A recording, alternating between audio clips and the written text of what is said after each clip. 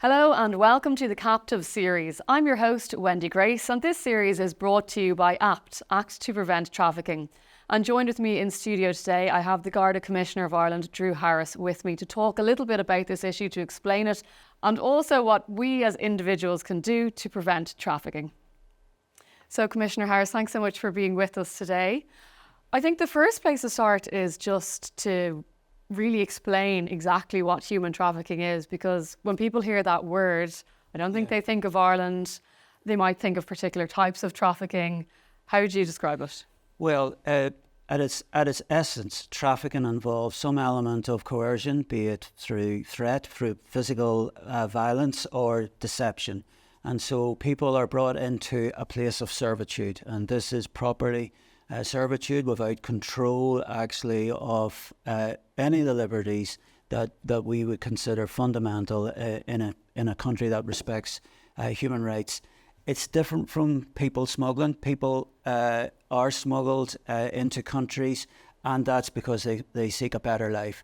Human trafficking always involves an element of, as I say, coercion, be it threat, be it actual violence, or being, in fact, deceived into some form of servitude. And how big of an issue is it in Ireland? Well, it is an issue here. It has been an issue here on the island of Ireland since at least 2008. I would say in the 80s, 90s, this wasn't an issue, but now it is. And it's driven by the profits that can be made from driving individuals into, in effect, forced labour. Some of this can be in terms of prostitution, but there are other elements as well around forced labour in jobs which are perhaps, unskilled or low-skilled type jobs. And we see then jobs such as domestic servitude, some jobs in the service industries, particularly nail bars, but also things like car washes and then agricultural work as well. So it's a massive problem. And in terms of, you mentioned the coercive element, is there a situation where, for example, somebody is coming to Ireland from another country, they're kind of promised you'll have a job here, one promise is made, and then when they get here, it's a different story for them? Well, that's what happens. People are duped into coming to Ireland. They can be given, a whole story about, educational opportunities, be shown pamphlets from our various higher education institutions, and also promise of jobs. There's plenty of job adverts to show to people. But when they arrive here, then they find that actually these criminal gangs have assigned, unknown to them, a debt bond against them, and that debt bond can be 30,000 up to 60,000 euros, and they have to work that debt bond off, and that can be in terms of just, as I've said, it could be in prostitution, but also then can be in forced labour, also can be in forced criminality, and we've seen human trafficking into things like the cannabis farms, but also then forced begging as well. So it's a very insidious crime, and it really, really is devastating for the victims. When it comes to any crime, there's the supply of the person that's being trafficked, but there's the demand. So where's the demand coming from? Well, the demand here that the criminal gangs are responding to is their demand to make profit. There's huge profit in this for the gangs. The US State Department estimate that human trafficking across the globe is of the same ilk as, in terms of money made, as the drugs trade. So they would say in the order of $240 billion a year is in human trafficking. So that's the scale of the problem. But the demand then in terms is from those unscrupulous employers, those criminal individuals who are running then brothels, are running cannabis farms, are involved in the drugs trade and other organised crime, but also then those who wish to evade their responsibilities towards employees and in effect make huge profits on the back of the criminality involved in forcing an individual into labour.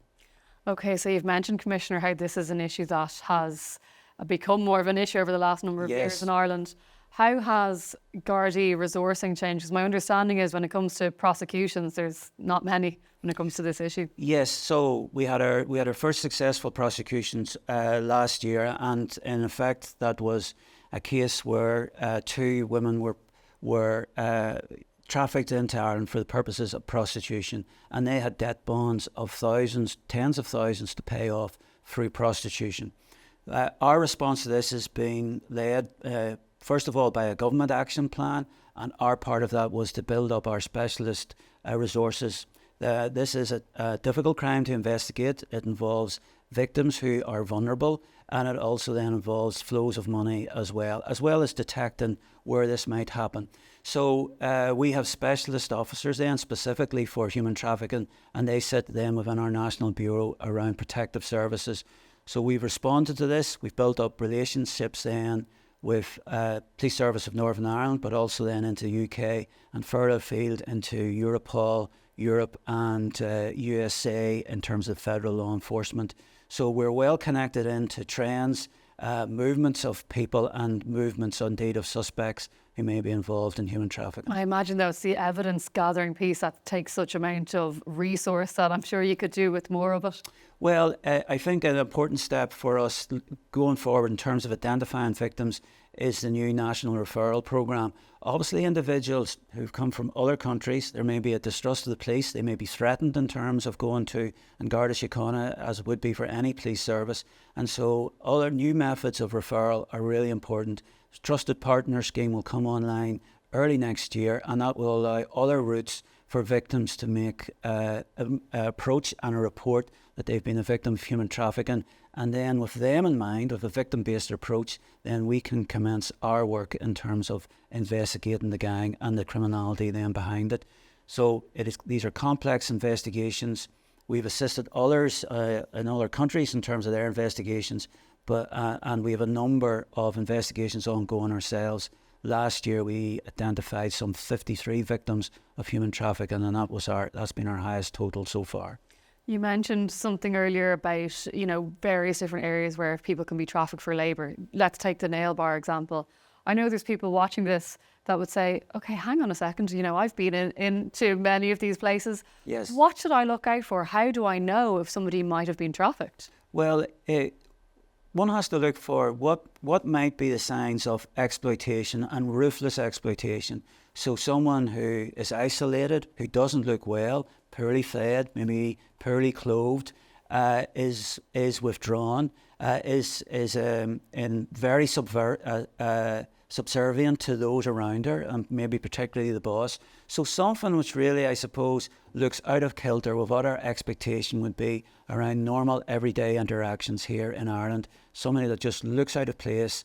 And if there is a suspicion, then please report it. There's a number of routes to report it, either directly to An Garda Síochána, and we also have a specific blue blindfold email as well to receive reports.